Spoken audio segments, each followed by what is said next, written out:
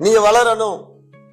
நீங்க ஆவியில வளரணும், ஜெபத்துல வளரணும், வேத வாசிப்புல வேத தியானத்துல வளரணும், ஊழியத்துல வளரணும், ஆவிக்குரிய காரியங்கள வளரணும். ஆவிக்குரிய காரியங்களை வளர்ந்தாலே மற்ற எல்லாவற்றையும் கண்டிப்பாக நீங்க வளருவீர்கள், பெருகுவீர்கள், எல்லைகள் விரிவடையும்.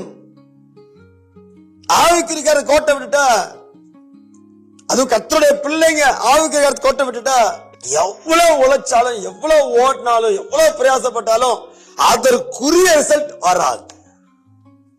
அதுக்கு ரிசல்ட் வராது. நல்லா உழைப்பீங்க, நல்லா பிளான் பண்ணுவீங்க, ஆட்கள் வேலைக்காக வச்சு வேலை வாங்குவீங்க, ரிசல்ட் அது விளைவு அது கைக்கு வந்து சேர வெளிச்ச கைக்கு வந்து சேராது.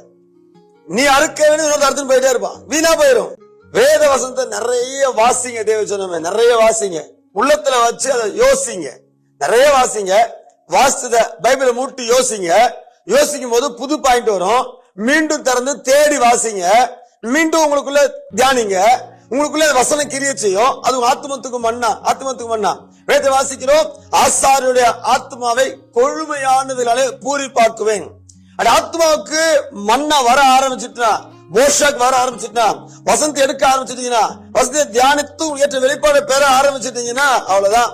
நீ திட்டமிட ஆரம்பிச்சிருவீங்க, தீர்மானம் ஆரம்பிச்சிருவீங்க, முன்னேற ஆரம்பிச்சிருவீங்க. காரியமெல்லாம் வெற்றியா முடியும். இனி யாரையும் சார்ந்திருக்க அவசியம் இல்லை. வேத வசனத்திலிருந்து கர்த்தர் பேச கர்த்தர் வல்லவரா இருக்கிறார். அதான் வேதத்தை எடுத்து வாசிங்க.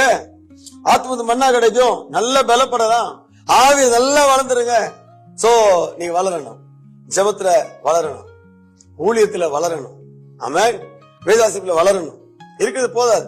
நீ வளர்ந்துட்டீங்கன்னா உலக பிரகாரமாகவும் நீங்க வளருவீங்க, பெருகுவீங்க, எல்லைகள் விரிவடையும்.